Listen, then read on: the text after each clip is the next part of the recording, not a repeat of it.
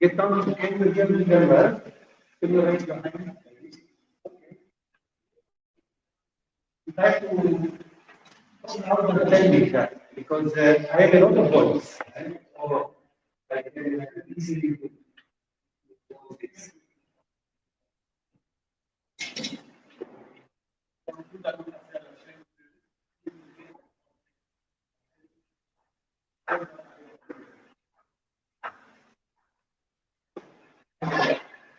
Well, first of all, I would like to thank the organizers of this conference for having called me.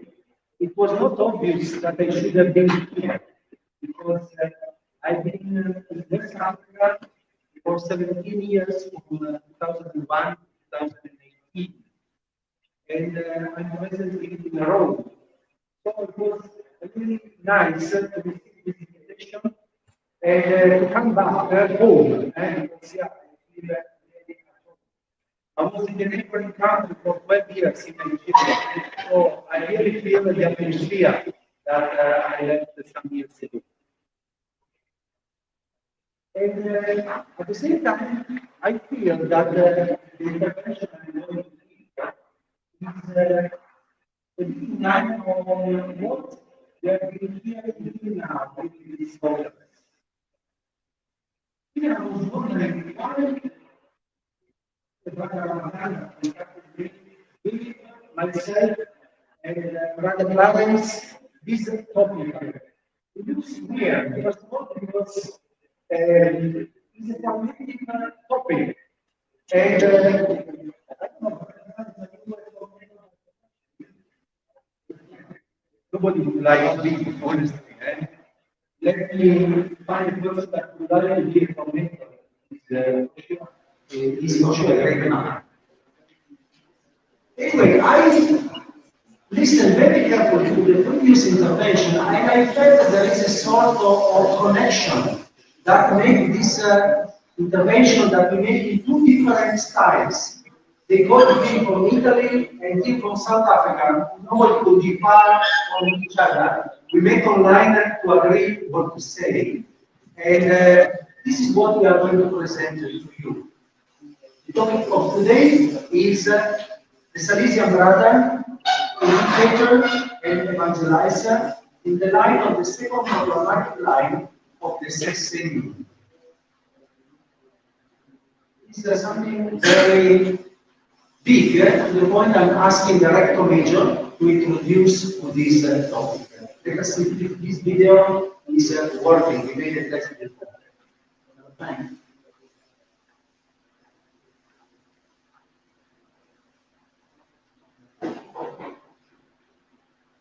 I need a help because I'm not technically okay.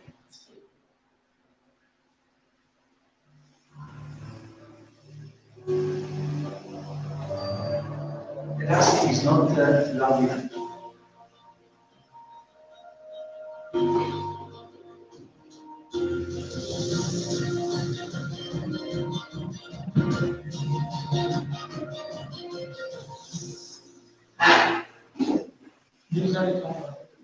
idea complex. So because it was Don Bosco, I will proceed today telling you what I said during the general chapter. Now is the hour of the 20th general chapter.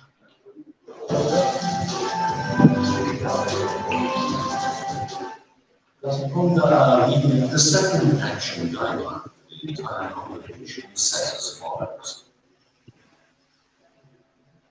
It is urgent that we really put the Darmihi Animus Chapter Dome into practice. It is in this very place that Don Bosco took the young Dominic Savio. Our father was a young 34-year-old priest. Speaking of Dominic Savio, and at the end, Dominic said, Don Bosco, I understand here you do business not with money, but with souls. This is the point, my dear comrades. For us, really at all times, but especially today, given the situation of our world, what is urgent for our congregation is great clarity of energy.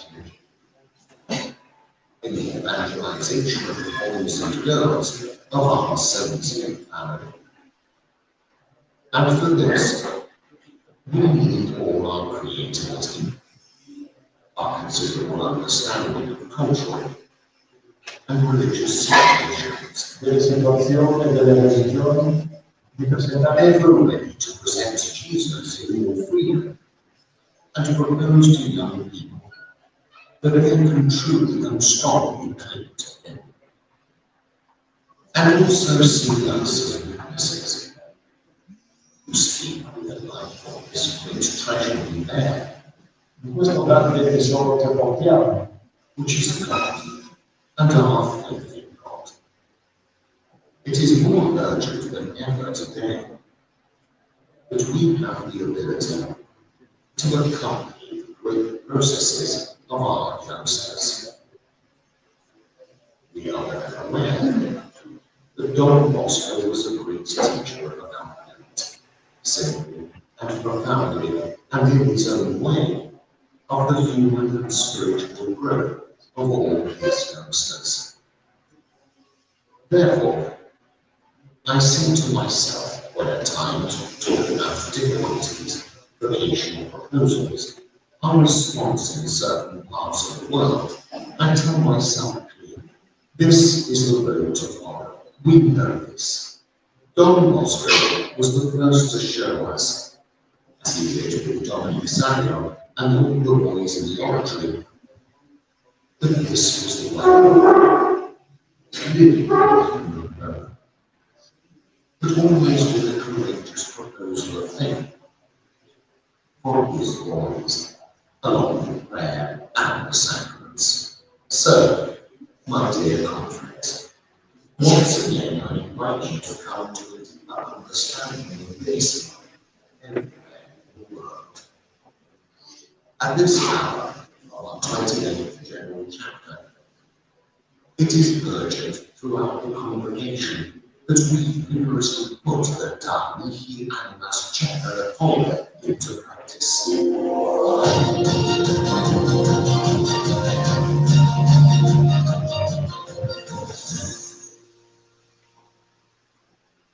Thank you. So let us clap for our big brother, the rector major, because he has done all the job. Clarence, because it's really inspiring to start from that room that I believe most of you have seen in your life, the room in which there is this central part of the life of Don Bosco as an educator and evangelizer, the meeting with Dominic Savio, and the message of the Darmihi Animus that is so strong for each one. Very good.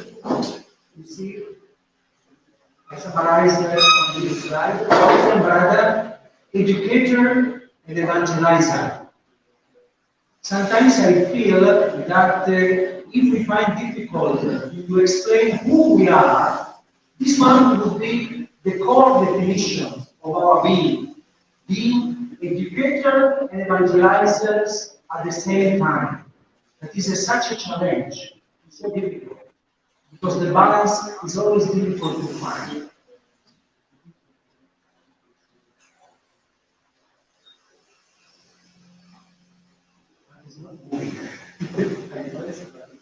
See, I know.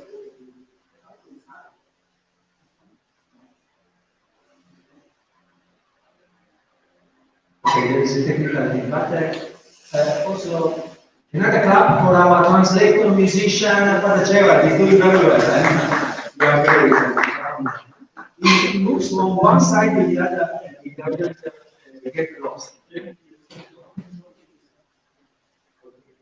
And even the text we have in front, sometimes, because out of my heart I will say something, but it's more or less what I will also send to you at the end of the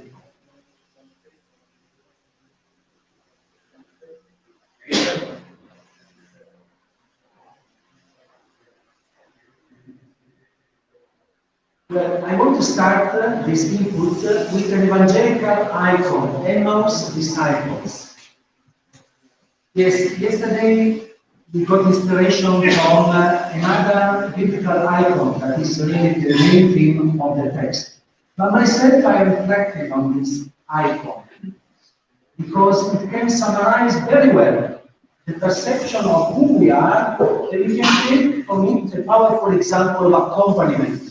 Education and evangelization, that is the topic of my intervention.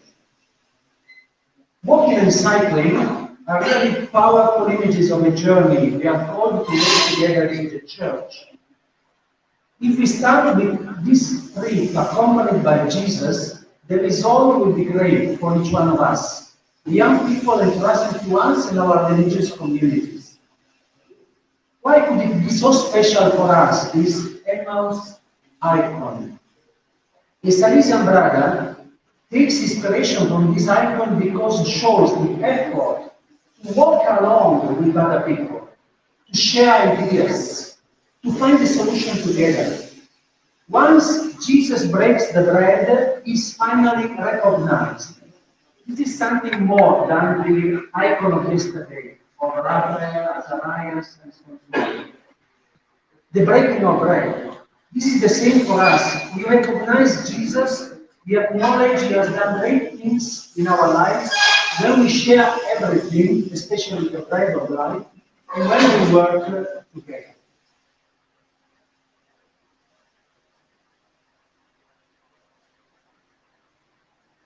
Now, I will summarize the second programmatic line of the sexennium, because you can find easily the internet. So I just pinpoint some of the main ideas of it.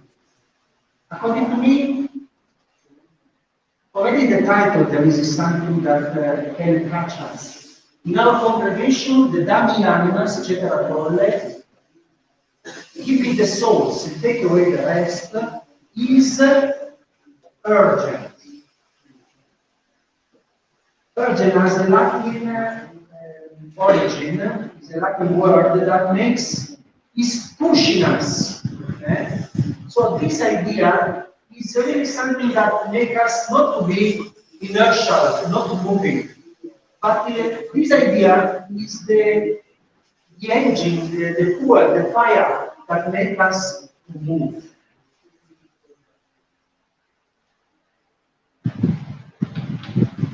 And talking about our identity, it is highly stressed that we are shepherds. I remind you, the image of the good shepherd is really something that we should have always in mind.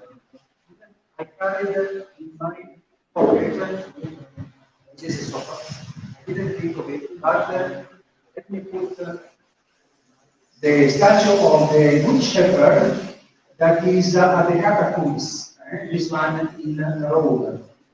And you understand why in the original Greek text, the good shepherd is the beautiful shepherd. And you see a young, vibrant shepherd holding firm the sheep that is lost. It's a powerful image for all of us. And then again, father and teacher and educators. These are other 3 points that are well developed in this document, and especially in this second programmatic life. I need you to reflect on the idea of being fathers. And thanks God, yesterday, Father Alphonse has really clarified our being fatherly figures. More and more, teacher is something that evokes us our daily job, because we are supposed to be leading young people in the knowledge, in the path of knowledge that, especially in Africa, is a big challenge. We have to respond. We cannot think that our young people are not having the basic instruments to be good adults in the future. We have to teach them, to lead them, to educate them. This implies, with our style, that is attention to each young person. The personal accompaniment. Remember the Emmaus icon. It's somehow a personal accompaniment. And then the commitment we have to put in this task, because their needs are plenty. The needs of the young people of today are many. And we need to be committed 24 hours per day, 24/7, we used to say, always thinking of how to make an impact in the life of these young people. And of course, we are risking to collapse because of this big task. We need to trust in God. If you don't trust Him, if you don't put all our efforts in His hands, it will be like the Sisyphus experience. He was pushing a stone on the top of the hill, and then when he reaches the top, the stone comes down to the bottom, and then he has to start again. No, only trust of God, in God, can make us to be really relevant in the life of young people. To attain this goal, we need to have, and this is the part of the second part of my intervention, and especially the part of Brother Clarence.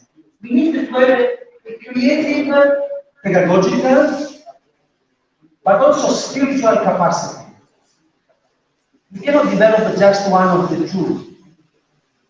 There is to be on one side just good teachers or educators, or on the other side just some good religious leaders that can accompany people in the spiritual life, but not really having a holistic approach to the problem of the growth of the young people.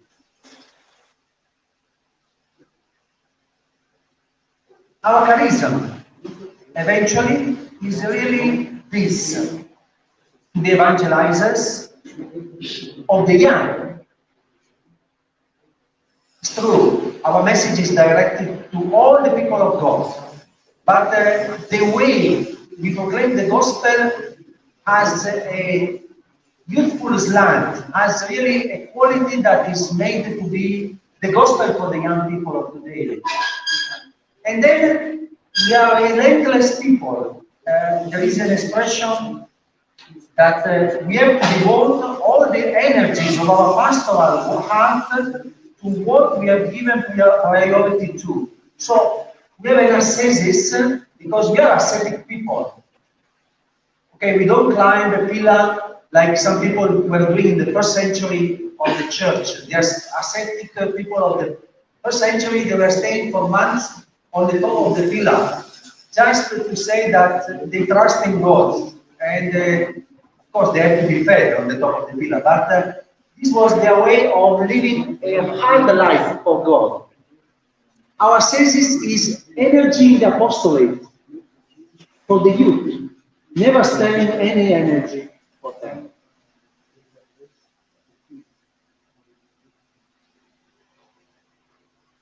Okay, so now I will be a bit more faithful to the text. Page 4, I think. Okay, what I summarized were the main points of this second programmatic life: the evangelizing aspect, the educational aspect, the kind of style we have. And this is what was offered to our reflection at the end of the historical chapter that was abruptly ended by the pandemic COVID-19. I believe all of you remember that all of us were suffering of COVID, but the persons that were in Turin, they really suffered because the chapter was stopped and they had to rush a little bit. But according to me, this particular point we are talking about is not fruit of a conclusion done in a hurry. It's true, nothing is really new under the sun.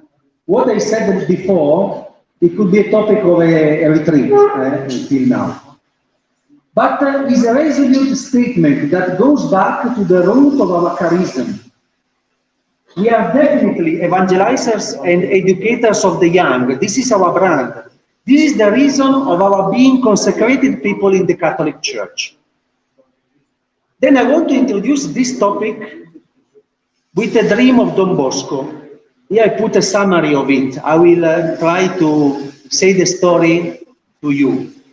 It's a not much known dream. It's called, imagine, Congress of Demons. It's a dream of 1885, in which an old Don Bosco is worried about some trends he can already see that are creeping inside the congregation. In this Congress of Devils, there is a brainstorming among them regarding the best ways to destroy the Salesian congregation. The demons are very clever, So they study the best strategy to destroy the Salesian congregation. The first demon suggests food and gluttony, but is not accepted as a valuable option because of a general ascesis and internal control practiced inside the congregation that can easily stop this kind of disorder. Other suggestions are to lure the Salesians with money or freedom. But as a matter of fact, the same devils acknowledge that these temptations will not be successful in the group at large. And maybe just few individuals will be distracted from their focus of life by these temptations. Okay, let me summarize. Looks like the devils are trying to find a way to destroy us, the Salesian congregation. Let us tempt them with food, with ideas of freedom. The demons themselves, they say that the Salesians have such a formation that these distractions are not powerful enough to destroy the whole congregation. Maybe some converts will go astray, that is true, but not the whole congregation. The last suggestion is voted as the most effective because touches exactly the core of our charism. They propose, let us convince them that their glory is to be academic authorities, to have academic achievements in their lives. These achievements will make them very famous, and they will be boasting around their big knowledge. After that, they will despise poor people, and they will be relaxed in their religious responsibilities. They will not attend oratories, nor they will teach catechism or in basic classes. No more hours confessing people, and very rare preaching. Don Bosco, at this point, wakes up very worried because this last temptation for him, this is his idea. This is the real decisive point to destroy the congregation. He's afraid that this last temptation is the decisive one because it's very disruptive regarding our family spirit and mission commitment. if we take out from the Salesian the family spirit and the commitment to the young, to the mission, we are destroyed. This is a fact. I'm not joking. And the dream, I believe, is telling us something very, very deep. Well, I have to say the truth. In Africa, maybe the situation could be not so serious, as I said, even if I believe these are great temptations everywhere. I am in Rome and I see that exactly this temptation is moving around, not only in our Salesian congregation, but also in the church at large. Anyway, let us reflect on it. Now I go to another point. I take the list of contents of a small booklet, I have it in my hands, which is just one out of 34 volumes of a series meant to prepare people for 2025 Jubilee. I pray that I will welcome you in Rome in 2025. I believe it will be a great occasion to have this possibility to attend the Jubilee. But there is a long time of preparation. Imagine so many books to prepare us for this event.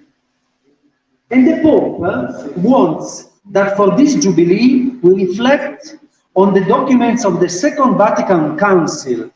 And in this book there is the reflection Lumen Gentium, that is on consecrated life. The title is La Vita Consacrata, the consecrated life.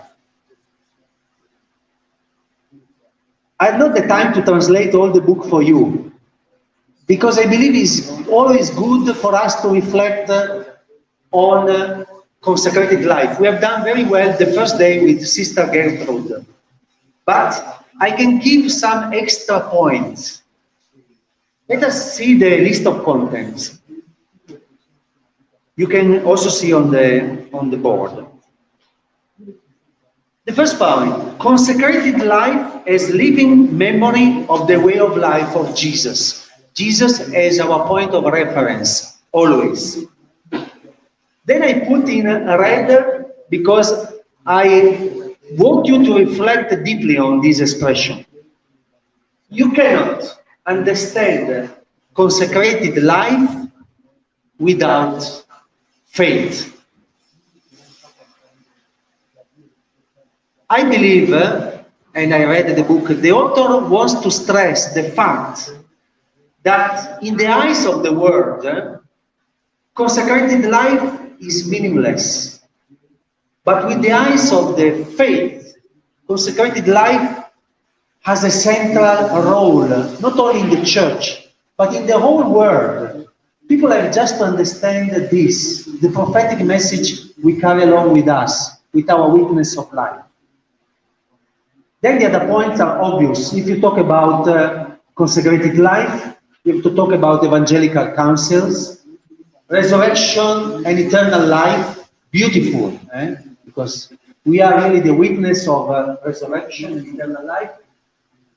The strong point of the Eucharist, remember the Emmaus disciples. Prayer, Mary, mission and communion. You see, we are repeating things we have been listening along in this congress. That is very good. And then the last chapter, and this was the reason why I took this book. Look how is the title. Consecrated Life and the World of Nowadays. So how to interpret or to incarnate the consecrated life in the world of today. And you can understand that I'm not good in graphics, but I put it enormous. It's nice to see that for a document that is for the whole church, a strong point is how to evangelize the youth. Maybe there is a Salesian at the back of this book, but I doubt. I doubt. And then second point that will be developed much better by Brother Clarence and tomorrow by Brother Sam is announce Christ in the digital world.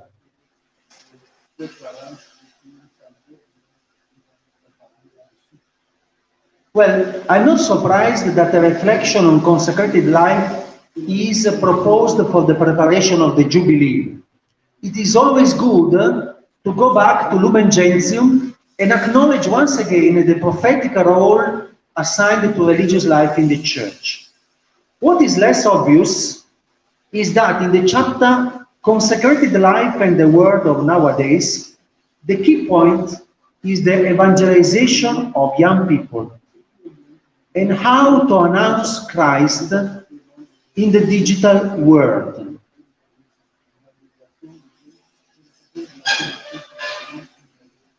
Again and again, what our Father Don Bosco was saying, but even our rector majors and even the Pope, has become a common trend in the culture of the Church.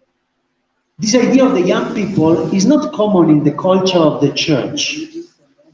I believe Don Bosco, rector majors, the recent popes have put them at the center of the Church. We cannot plan anything without taking into consideration the young people of these current days. But which feature is highlighted as important for these particular young people of today?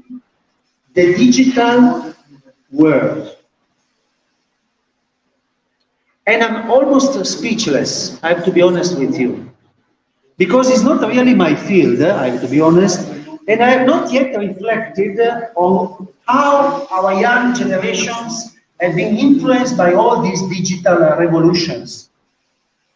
I don't mean only social media, cryptocurrency, or this chat GPT, but even, and this is more what it concerns me, the perception of reality, of feelings, of religion and vocation that is a direct consequence of being immersed in a virtual digital world. This is what matters, not the way they use social media or ChatGPT, but how this world has influenced on their perception of life, of reality, and so many other things.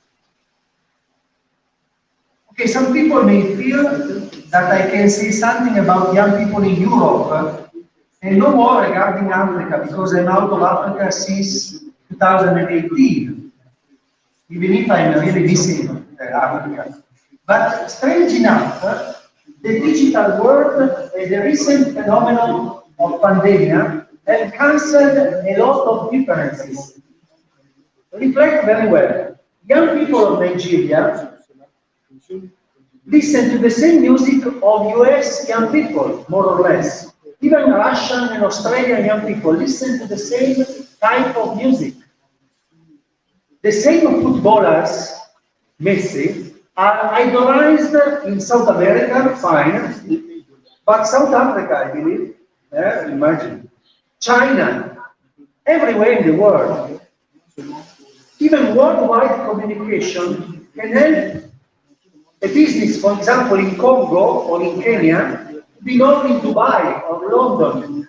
And some of us, I'm very sure of this, have friends in dozens of different countries. We have friends in South America, in China, in Australia, everywhere. So the whole world is more or less like a village, a virtual and digital world in which all of us are fully immersed. Now, let me guess some of the things that have an impact on the young people because of the digital world. The first point is the perception of reality. According to me, we have become consumers of reality. Nothing can surprise us anymore. Honestly, we are getting used to war or human tragedies, desperation seen through the screen. The same screen can show us killings, but real ones. For example, this was shown on CNN, was a tank that was centered by a bomb that was dropped on the top. And you could see the bomb entering in the tank and killing these people. This was a news report. It was not a movie on Netflix, but we watch it in the same screen. We used to have a strange perception of reality that everything is on the screen, is virtual. But this was a real part. This was a death of a person. Even the so-called reality show, let us think about Big Brother Africa and Big Brothers all over the world.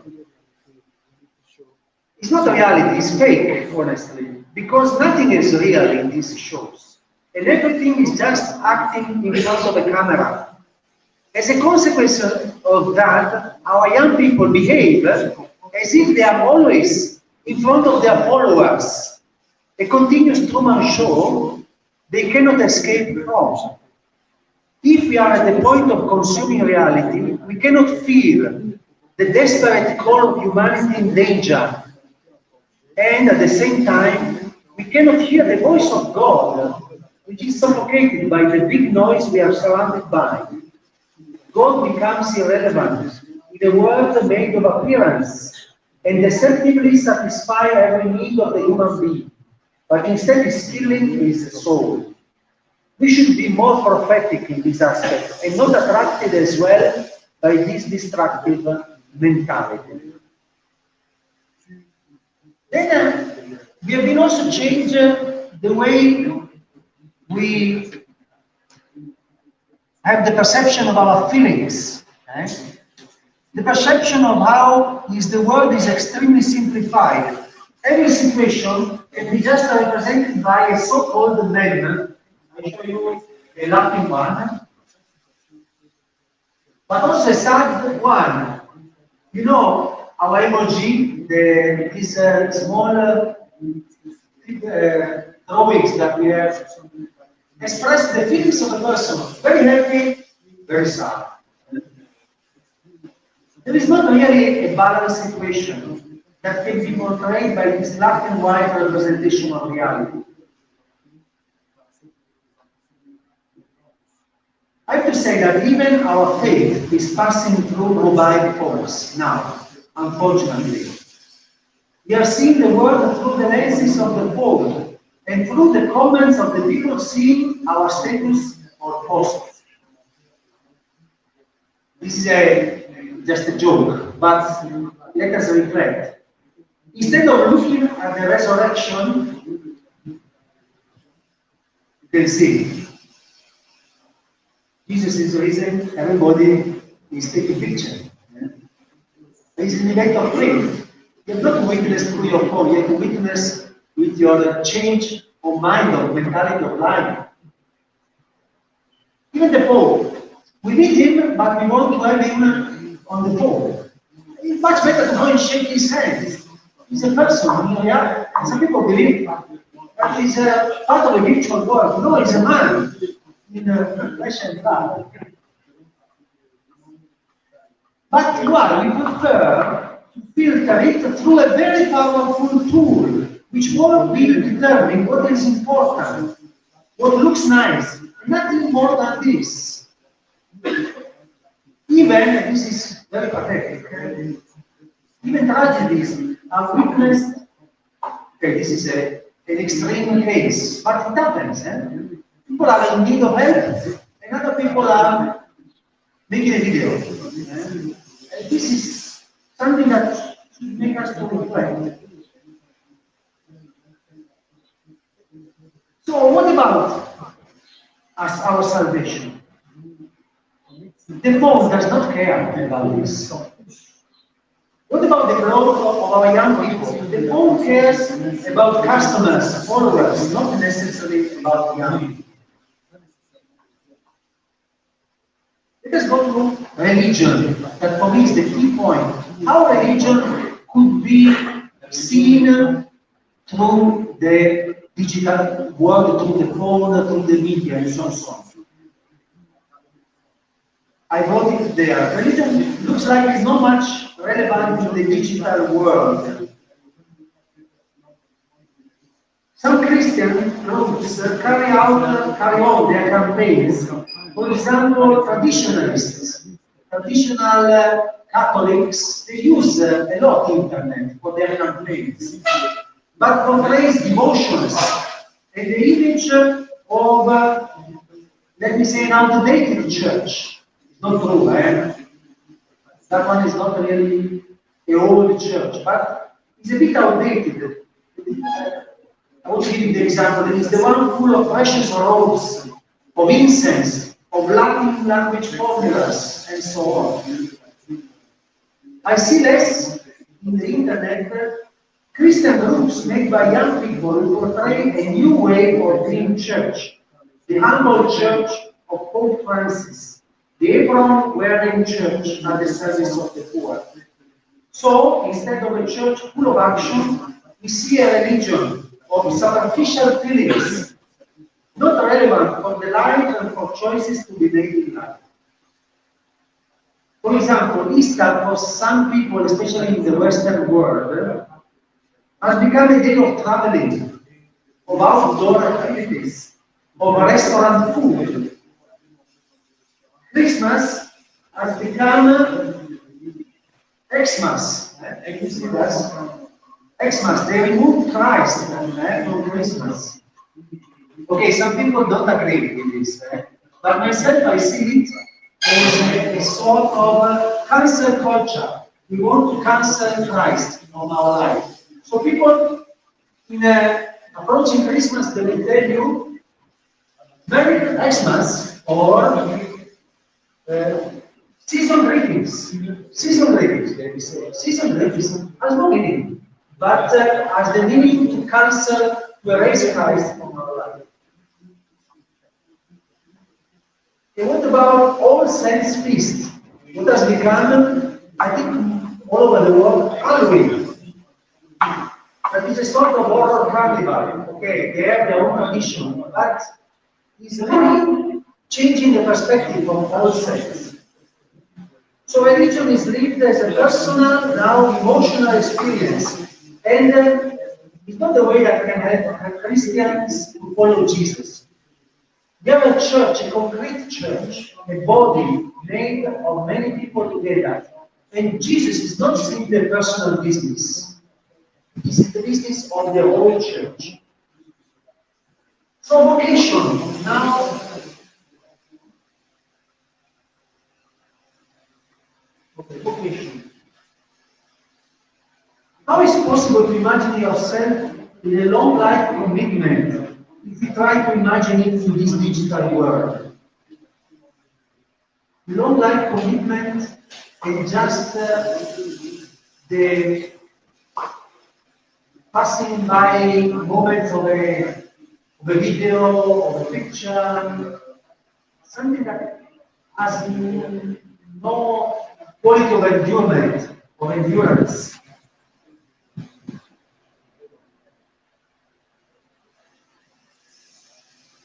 As a matter of fact, our current world does not understand again the meaning of vocation. Long life commitment are no more a common trend. Marriages break at the rate that is unbelievable.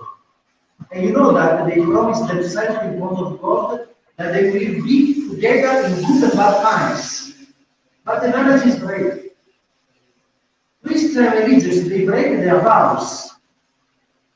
And this was, for example, in my province, an unknown phenomenon in 2008. None of our young congress was going out of the congregation in 2008.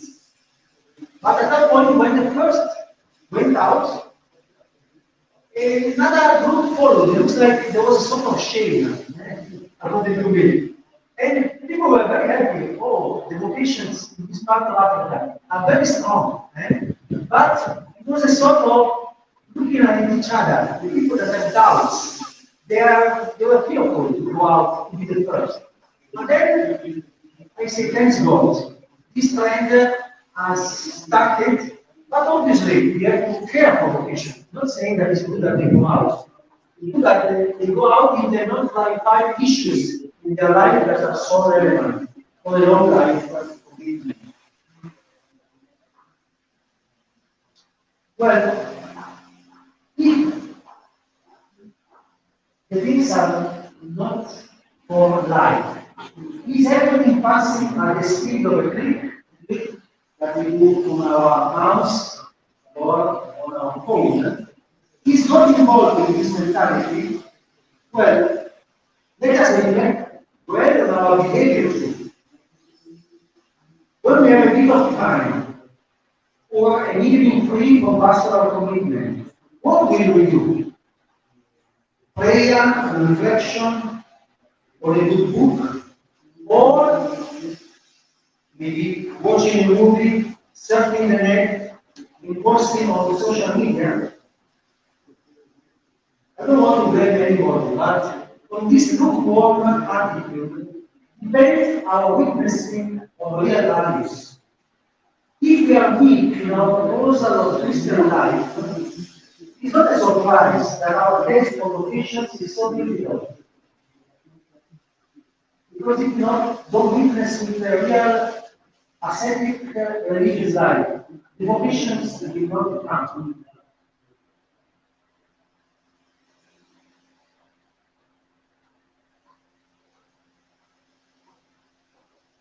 That I go through, we will read a little bit the other points I have developed. I just summarize the PowerPoint that is coming up. Because the second point was the last I just said, that we are concerned about vocations, but vocations are only the fruits of our being seeds. Yesterday has been said very well in this image. We are the seed, but the seed has to be good. If not, no fruits will come. Well, the last point is education and evangelization in the digital world. And let me that we develop more this point. But just as a test, I asked Google a definition of education. It gave me 2 billion pages of answer, too many. But one of them that was relevant is that the idea of education that is much sponsored by Google is to make the young people who find resources on the net to be self-sufficient in their growth. This is a perspective that is very dangerous because it's putting aside any kind of model, master, people that can help them in this journey.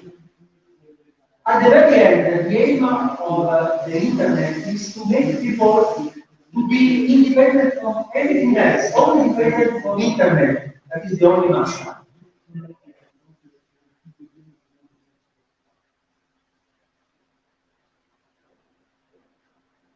Okay, I have to say this term also about evangelization.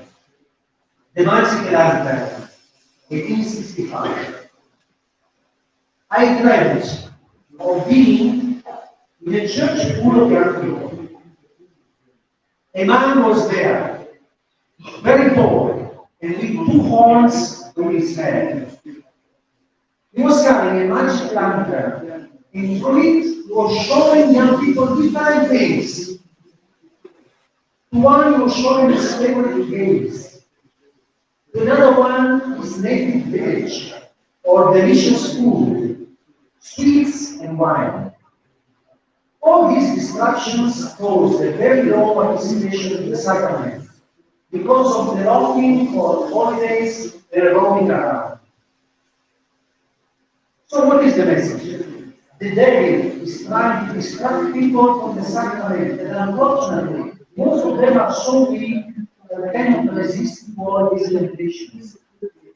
So let us break the magic lantern. I feel that it also was a bit prophetic. The magic lantern somehow today looks like this one.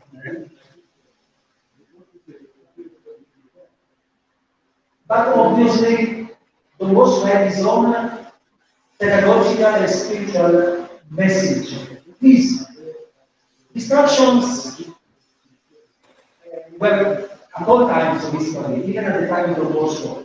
But I believe in our times, it's really a relevant point. We are always distracted.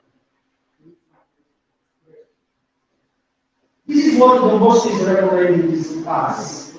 These days, and even more in ours, there are so many sources of distractions for the young. He knows that from one distraction to the other, young people can waste opportunities and run a lot of risks. We ourselves, as educators, we should show how to be users and not used by this digital world.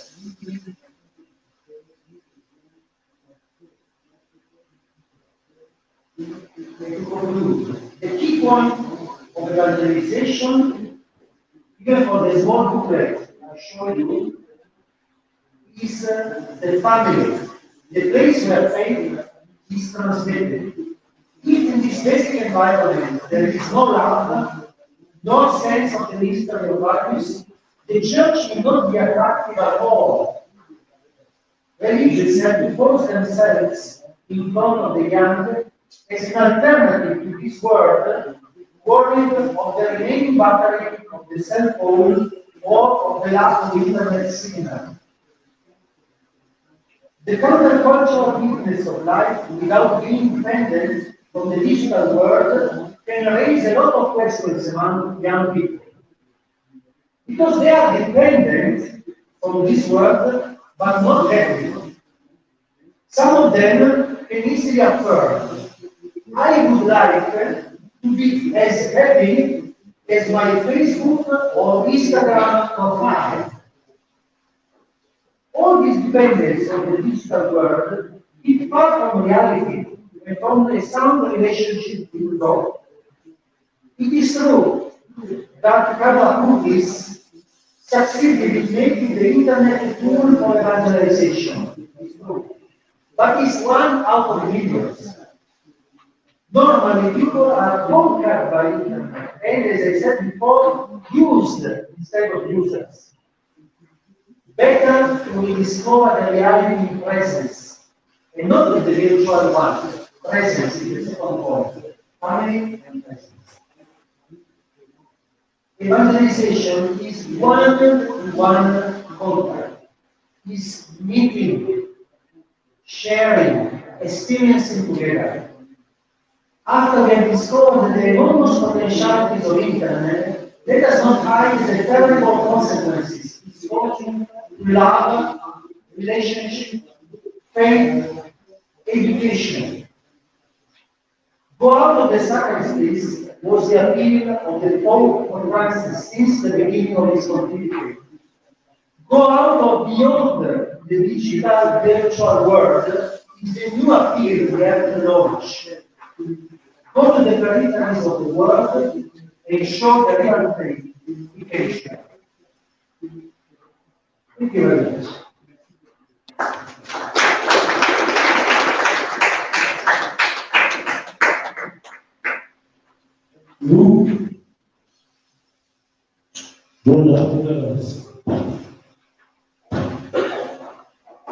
Thank you, Brother Paolo.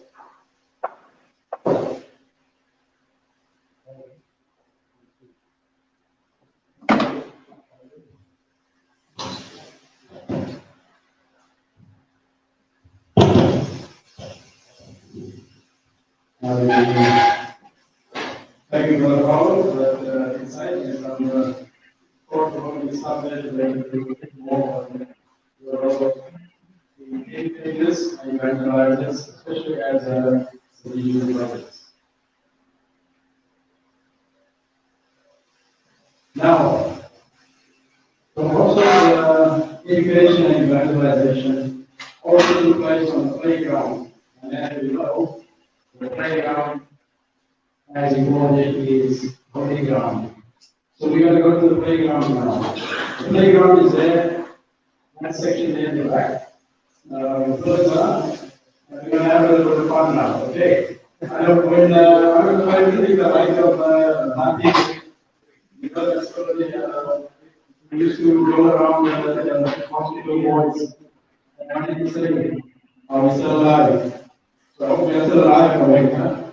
Okay, let's go to the playground and we'll find it.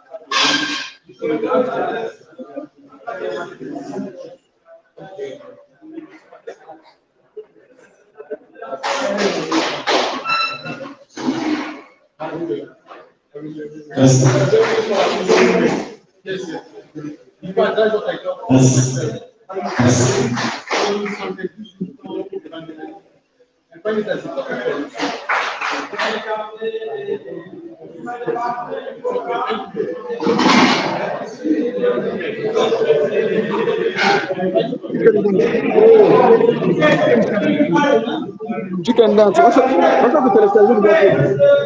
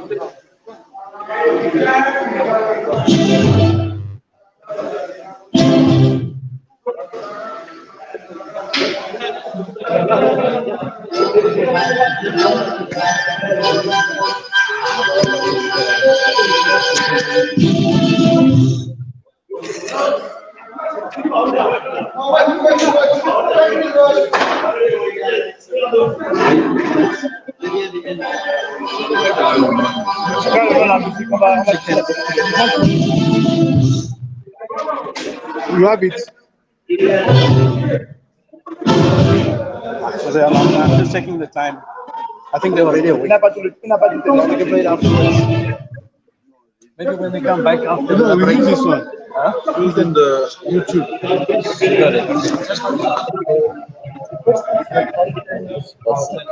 Oui, non, c'est d'abord.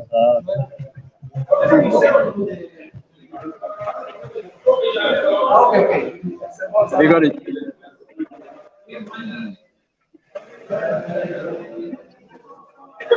You're telling me Sam sent you a corrupted file? Otherwise, we'll do it after the what you call it.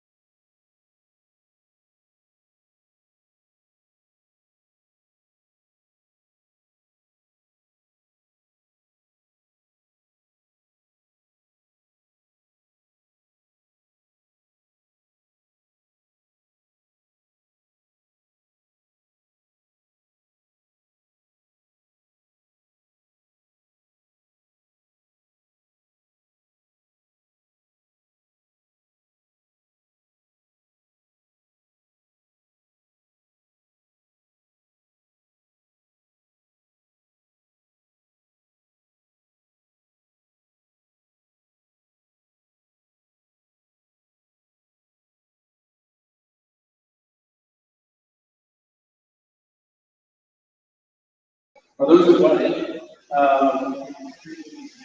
And if you notice, most of the elements are mentioned in there. I think we would agree with everything that is said about what spiritual project is about. Okay? It was more specific on the spiritual element, spiritual identity.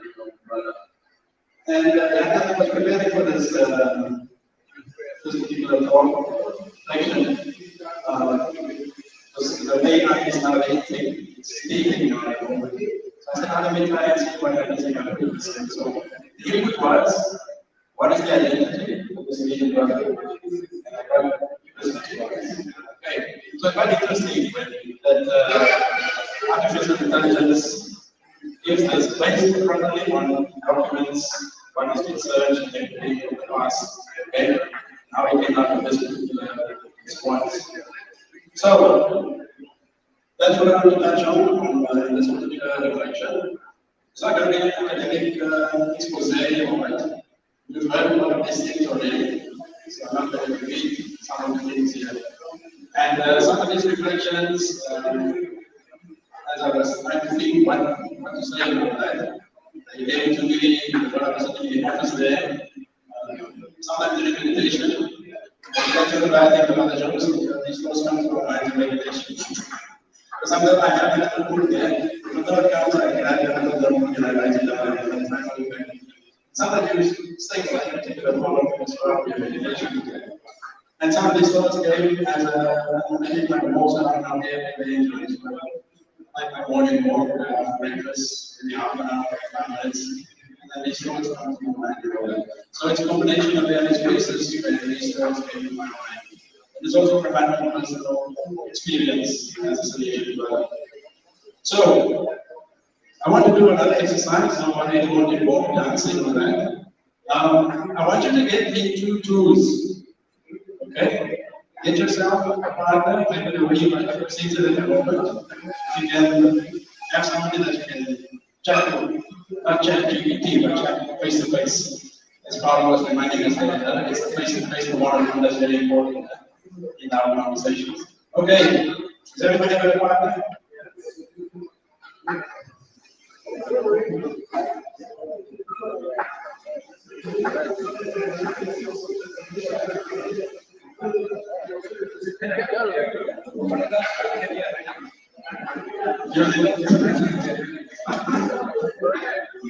Okay, so this is a very simple exercise.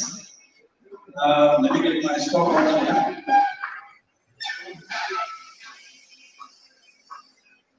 So, for this particular exercise, I'm going to give you 30 seconds to respond to one question.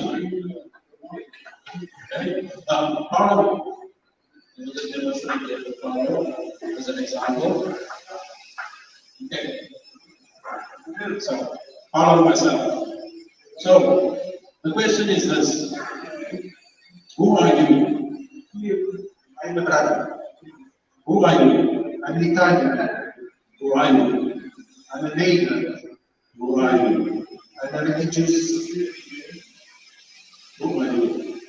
I'm a person working for the youth. Okay, so you've got 30 seconds to do that. So one person will ask, who are you? And the other will respond. Your answer cannot be the same. So if I say I'm a male, and the next response, I'm a man, it's the same thing. We're not worried about gender, language here. So, and then after 30 seconds, we reverse the roles. Okay? Are we ready? You can have stopwatch here. Okay? 5, 4, 3, 2, 1, start.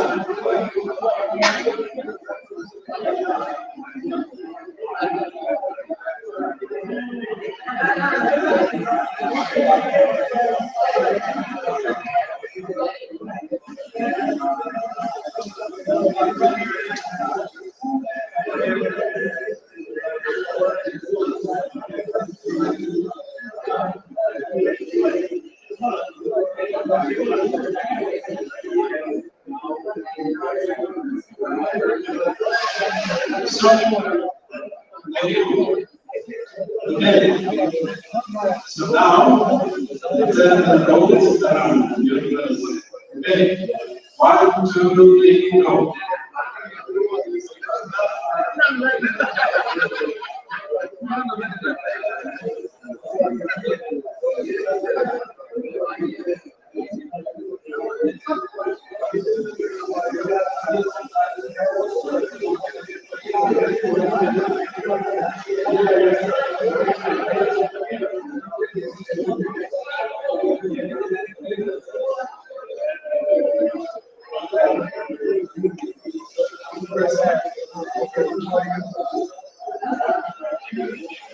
Stop. Thank you. Right. One more question. Okay, let's just hear some. Anybody like to share? What made the exercise easy or challenging?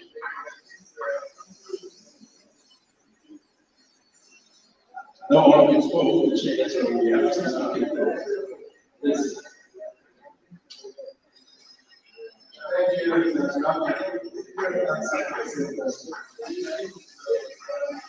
Different accents in the same question.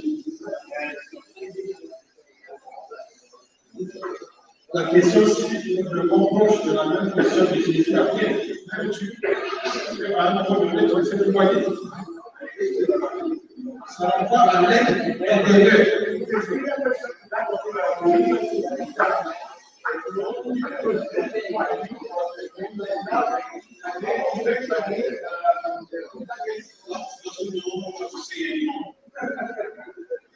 So, yeah, someone prepared me to Jesus asked that question to Peter.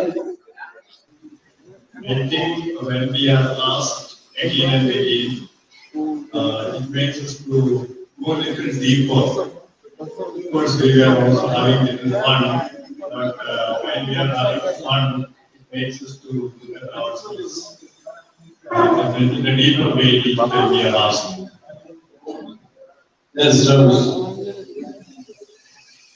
When we are asked, continuously, who are you? I think it is forcing me to dig inside of me to find out who I am, to answer that. So it is a learning, you say who I am. Thank you, it's a good exercise. We have to dig a bit deeper. Anybody else? We did the exercise before. For me, when the question was coming constantly, what I felt, the things I was saying, were the things that were important for me. But sometimes it might look not so obvious, but there are things that are important for me. Like maybe something that maybe others don't see that I value in me. But those are the things I found myself saying. Important things. As the questions were coming, I also felt that I started from exterior and entering into the inner part.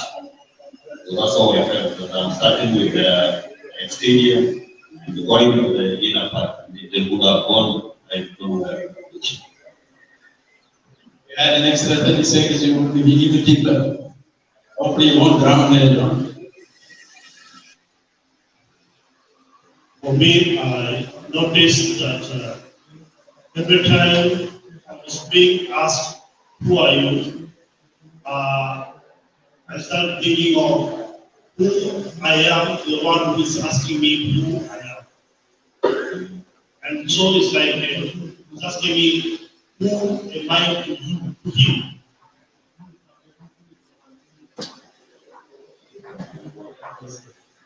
Thank you. Any other?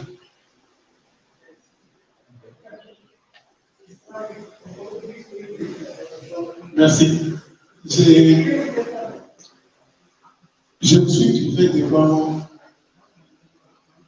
une interrogation qui partait de la superficialité à la profondeur de moi-même.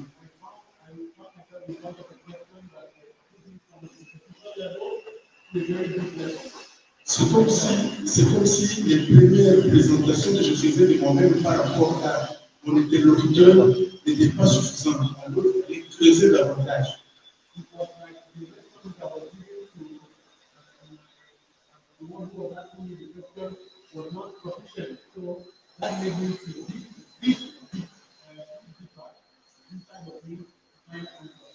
Et ça a créé aussi un nombre de connaître davantage.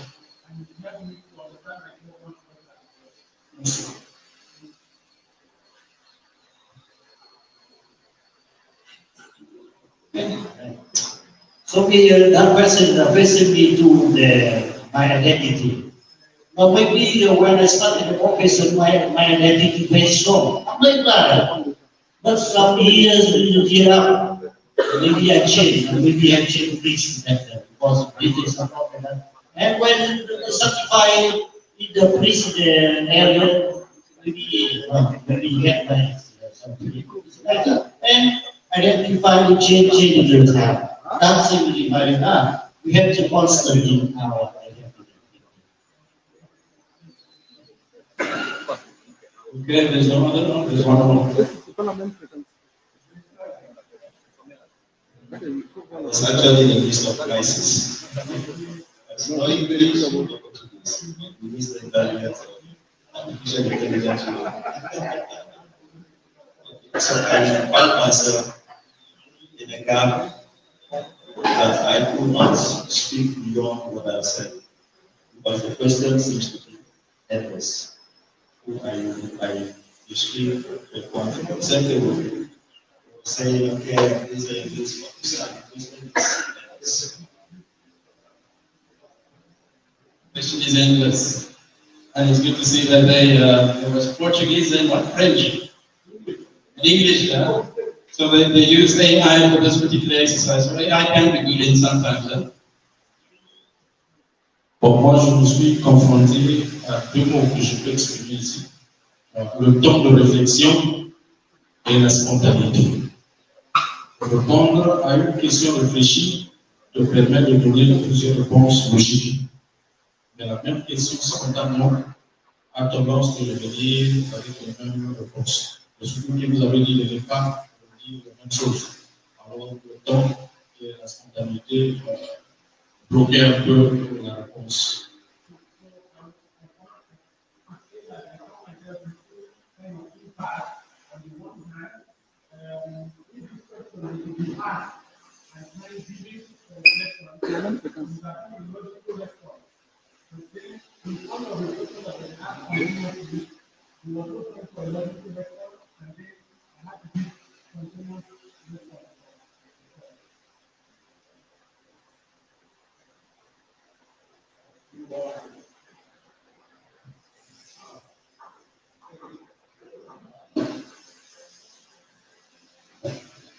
Bon, on a essayé de répondre les deux en anglais. Alors, c'était un peu un exercice très subtil pour moi. Je dirais que c'était un peu compliqué parce que il me fallait répondre en réfléchissant tout de suite. Et en même temps, ça m'a renvoyé à la question de Jésus. Qui suis-je? Donc, s'il m'a posé la question, qui suis-je? Alors, en répondant, je me demandais, est-ce que vraiment je suis ce que je suis en train de dire? Parce que je cherchais les mots que je peux exprimer en anglais. Donc, c'était un peu ça l'exercice.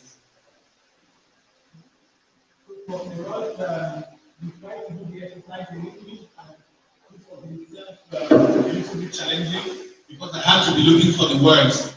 But then it reminded me of the question that Jesus, even though it is the opposite, that Jesus asked his disciples, you know, who am I? And so on. So it was to look for such answers, but you know, it was a little bit difficult also in English.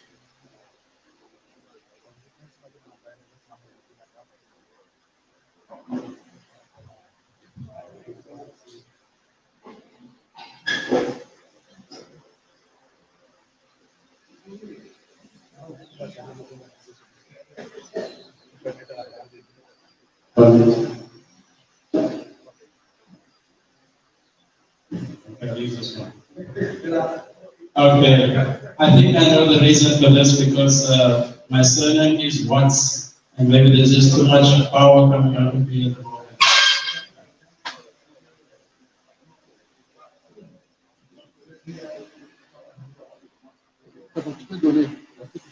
Okay, so thank you for your participation in that exercise. And I'm sure if you had maybe a minute, 2 minutes, as John and some of you were saying, maybe you would have gone maybe deeper into who you are as an individual. Some of us, we start from the superficial, and then we go much, much deeper in terms of who we are, our identity as a human being, taking away other things, titles and things like that. And I guess also if the question was different, if the question was perhaps, who are you as a Salesian brother? It would be interesting to hear what the responses would have been. I was going to add that bit also in, but I'm just looking at the time and that. But perhaps that's something you can do on your own also. You know, what responses will come from you if you answer that question, or somebody else asks that question continuously for 30 seconds, or even for a minute or so.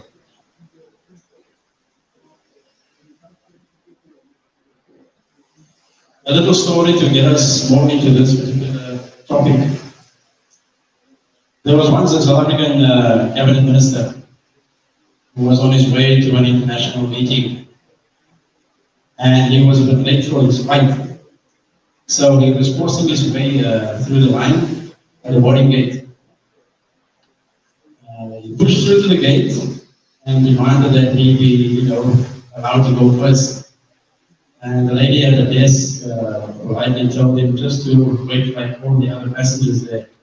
And at this point he shouted to the lady, "Do you know who I am?"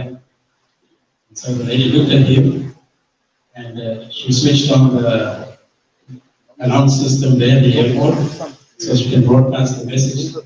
And she said, "There's a gentleman here at boarding gate number 13, and he does not know who he is." So, fortunately, we know who we are, or maybe not. Okay. And, when we look at this thing of identity, whether we're Salesian brothers or priests, it's something ongoing, something that we are looking sort of, reflect on from time to time. And this congress is a moment of formation for us as brothers. Trying to sort of pick out or deepen our understanding of who we are. It's not that we do not know that we are Salesian brothers or what our identity is. We know who we are. And how we live it, I think that is the challenge for us. And knowing ourselves is a lifelong journey. In our Salesian vocabulary, we will talk about ongoing formation. I think Father Joseph would say it's now lifelong. Huh? The terminology has changed a bit now. It's lifelong because none of us are ever the finished product. Do others know us better than we know ourselves? And of course, people can know us from what they see from the outside or what we say. And as I said earlier, that we've been talking about the Salesian brothers' identity over these past few days from different perspectives. Brother Ramadan and Father Andre gave us a nice historical perspective on it.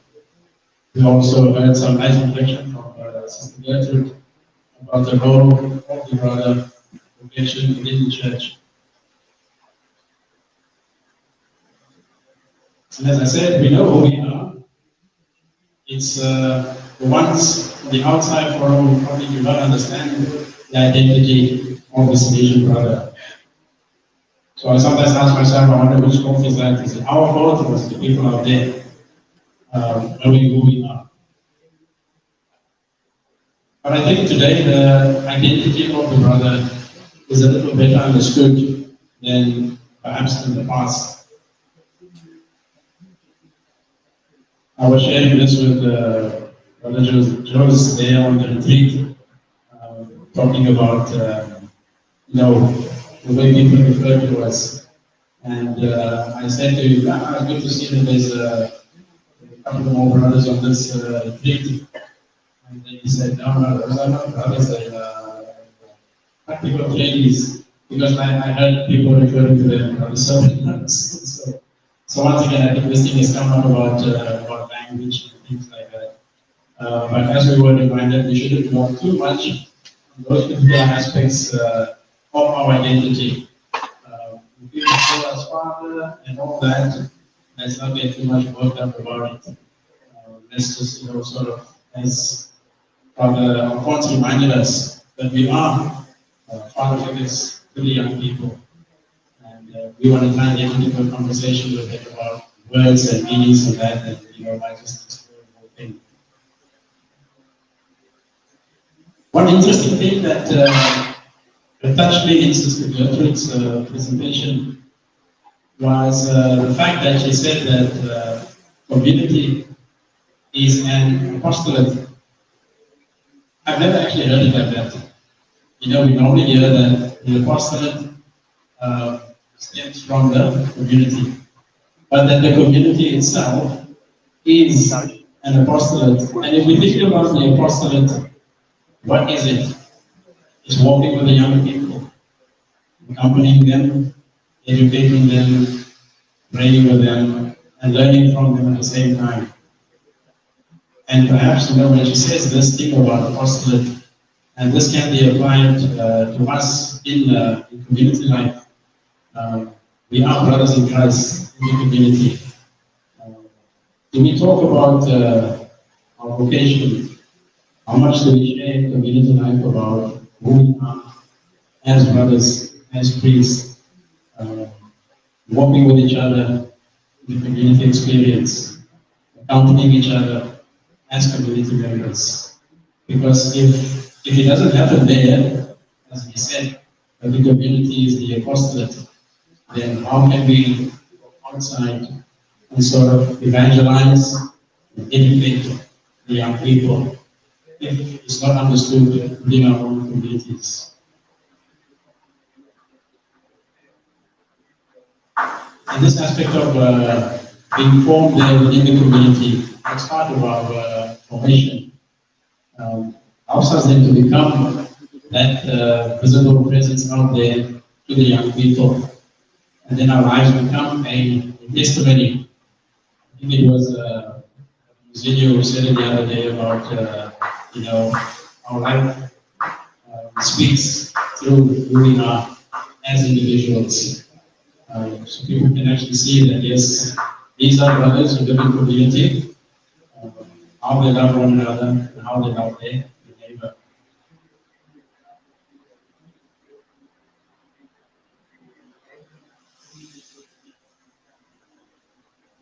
And something else I also picked up, something interesting from Father Joseph's presentation about the Marian dimension, to love Jesus, to be with Jesus.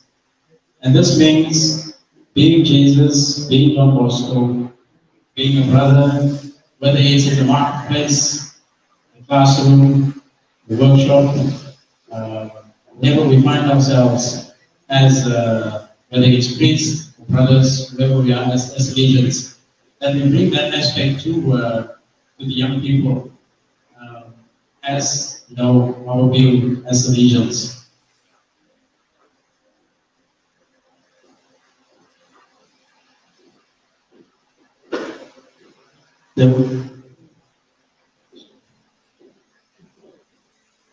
One quote I like very much from Father John, he died in 2021, born in 1942. He had a doctorate in theology, degrees in physics, engineering, and computer science. And he said the following: the love which we show to others, usually referred to as pastoral charity is a sign of the love which God offers to all people.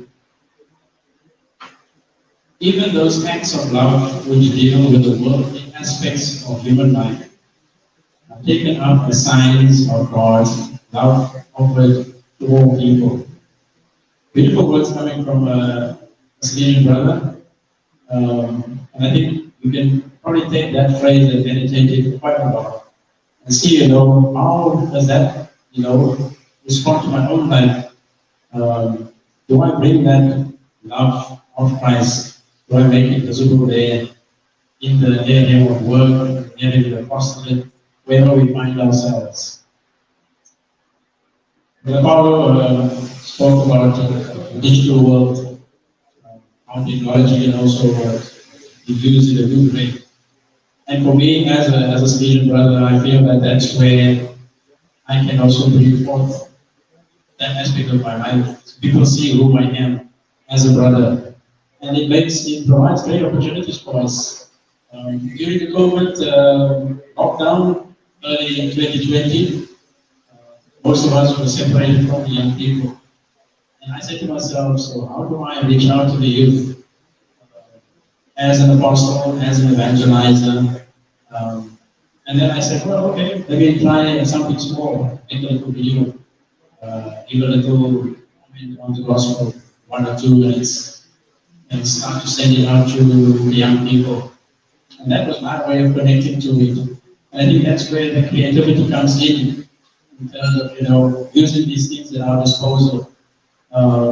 We can also be very creative in terms of those things, using technology for our own benefit, for the benefit of the young people that we work with. And it was great to see the East Asia brothers. They already had their 7th congress. I think they're having an 8th one. I don't know if it's this year or the next year. This year, yeah, they're having the 8th congress. And how they also use these tools, interviews of brothers, posting it on YouTube, making it known to people out there. And these are ways that we can also sort of make ourselves visible. And I think we've been challenged also as brothers that it's only us that can make the vocation known to the people out there. We shouldn't wait for others to do something. How do we take advantage of the tools available to us, our phones, computers, all these kind of things, and to sort of portray out there the story of our lives. It doesn't have to be a long one, something very short, 2-3 minutes, and that might sort of help to attract young people to this way of life. I was going to share a little bit about my vocation story, but I'm just looking at the time. I know we're running out of time in that. So let me just come towards the end of this presentation, just to say that that the identity, as I said earlier, it is known to us. It is something beautiful. It is a vocation that is really inserted in the world of the young people, of the people that we work with. And just to conclude with one little story, I shared this good night at the guys there in Tanzania. So Brother George will hear it again for the second time. We went last year. We attended the canonization of Zati. I actually said to Paolo that for me that was almost like an unofficial congress of the brothers. I'm not sure the numbers, 600-700 brothers were there. I think that was the biggest congregation of brothers in one place, and it was a really beautiful moment. But anyway, we were at what is the community? The catacombs in Callistus. We were there. Myself, Brother Magella, Brother John Tusi, and Brother Joseph. We were walking there along that walk path. We know was in Callistus. We were at almost there. And a group of youngsters passed us by.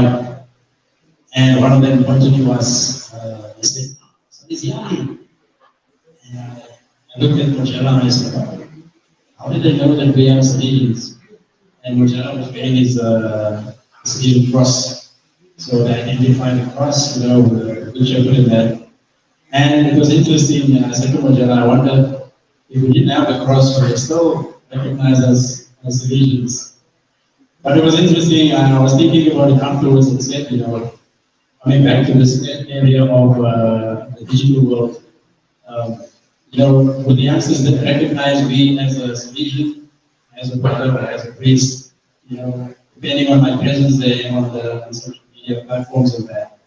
And for me, it's not a matter of, whether you're a priest or a brother in that, but it's that Salesian identity that is recognizable to the young people out there. That we show, portray that to them, who we are. And our identity should not be tied down to titles, positions, and this goes for all of us. But the fact that we know that we are sons of the gospel, shepherds looking after the lambs, the sheep, and the Lord reminded us about this because yesterday's gospel. Take care of my sheep, whether it's in the classroom, the workshop, the playground, the workplace, the youth center, wherever we find these young people, even in the parish, so that at the end of the day, as the Pope reminds us, we must smell like the sheep. Thank you.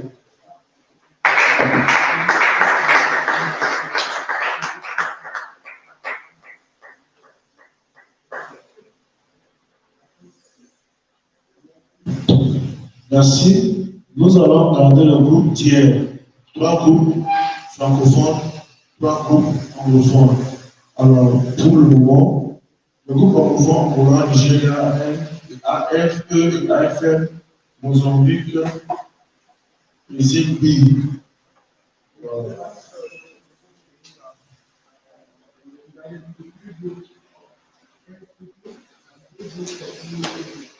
Merci. Et nous allons nous retrouver dans les groupes à 11h. Donc là, c'est la pause. Je vais tout aider après. Nous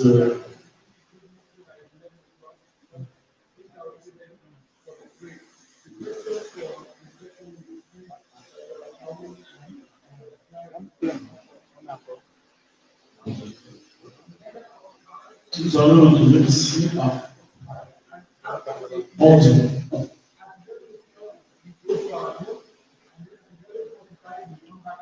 Yeah.